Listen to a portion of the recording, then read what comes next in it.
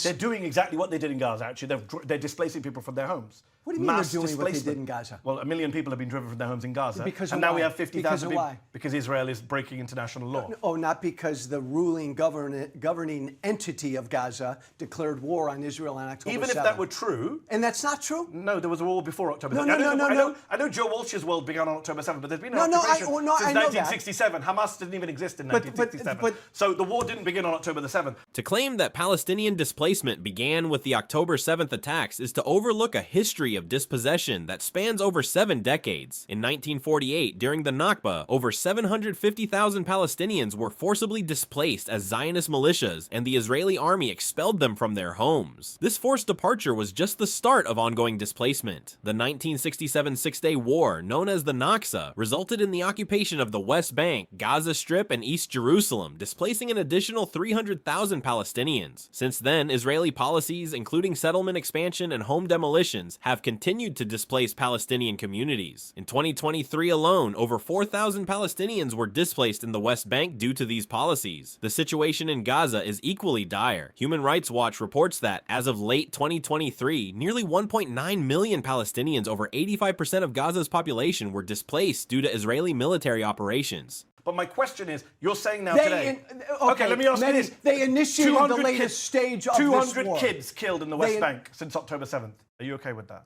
No, I'm not okay. Israel? Okay, do you condemn Israel for killing 200 children in the West Bank? I'd have to know, Mehdi. You'd have to know how the children were killed. Yes, I'd have to know how the children was killed. Who's responsible for the children killed? The Israelis are. Just like the Israelis are. Yeah, just like I'd want to know every Israeli, these are kids killed with snipers. Every settler killed in the West Bank. Look, Mehdi, this is 200 kids killed. And you can't bring yourself to condemn that. I do condemn it. I want to know. You did just a moment ago. You literally did not. I don't know who killed those 200 Israel kids. did, according to every international observer, human rights, the UN. Show me.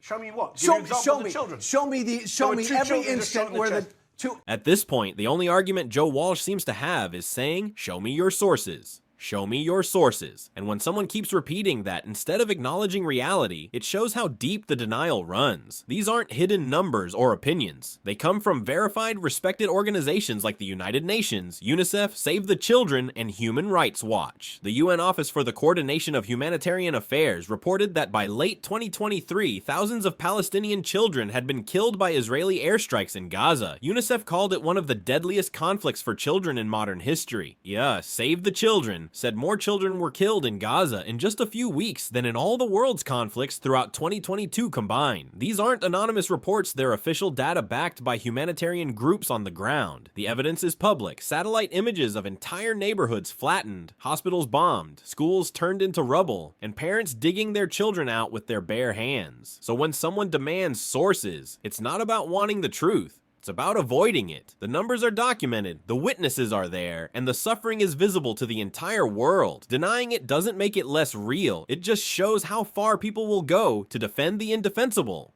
Answer my question. I'm not going to accept Benjamin your answer. Netanyahu says, I'm the guy who blocked peace, blocked a Palestinian state for decades. He's bragging about blocking peace. And you're pretending that Israel isn't the block. Hold on. I'm asking you. I can read you the quote. I'm asking you. I want to make sure I heard you correct. Go on. There is not peace in that region. Are you telling me that's all on Israel? It's not all on Israel, but it's mostly on Israel, It's mostly on Israel.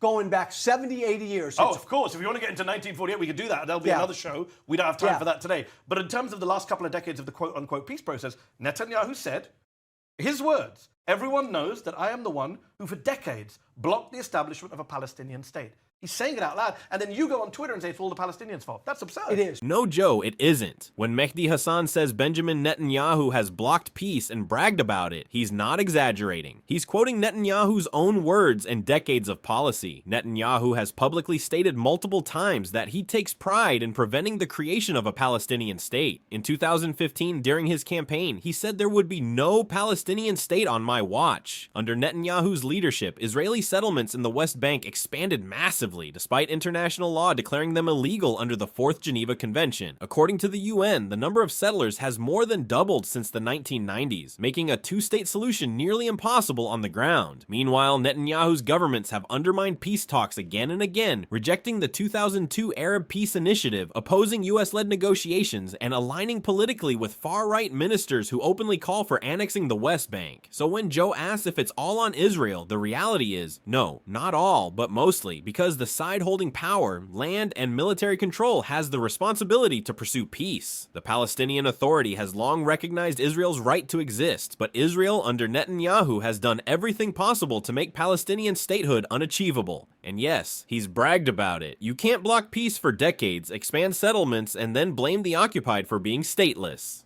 Starving people in Gaza. Are they starving people in Gaza? What would you answer me something? No, no, no, no, answer your question, Joe. No, they're not starving people So Cindy in Gaza. McCain, is she anti-Israel as well? The head of the World Food Programme. Widow of the most pro-Israel senator in our lifetime. She has said that people are starving to death in Gaza. They're blocking our aid trucks. Whose is she fault lying? is that? Is she lying, Cindy McCain? She's blaming Israel. Is she lying? People in Gaza may be starving. Is she lying is what I asked. No, let me... Damn it, Mehdi, would Answer you the ask question. a fuck? Then don't ask it 4 times. Yes, Answer it the first time and I don't have to repeat it. Do me a favor, stop, let me speak. Please. Yes, there's starvation in Gaza, but gosh darn it, Israel has gone out of their way to allow aid in. You see how Joe denied the question the first time, but then he changed his story when he mentioned Cindy McCain, a pro-Israel humanitarian, trying to claim that aid is getting through. The reality, however, is very different. According to the United Nations World Food Program, WFP, Gaza is facing a severe food crisis with over 2 million people, nearly 90% of the population, in urgent need of humanitarian assistance. Cindy McCain, as WFP Executive Director, has repeatedly warned that without immediate aid, millions of Palestinians could face famine-level conditions. So when Joe first claimed there's no starvation, it wasn't a neutral question. It was denial in the face of clear evidence from multiple credible humanitarian organizations. Ignoring these facts erases the very real suffering of civilians trapped in one of the world's most densely populated conflict zones. If you found this breakdown helpful, hit that like button, subscribe, and turn on notifications so you don't miss the next breakdown. Thanks for watching, and until the next one.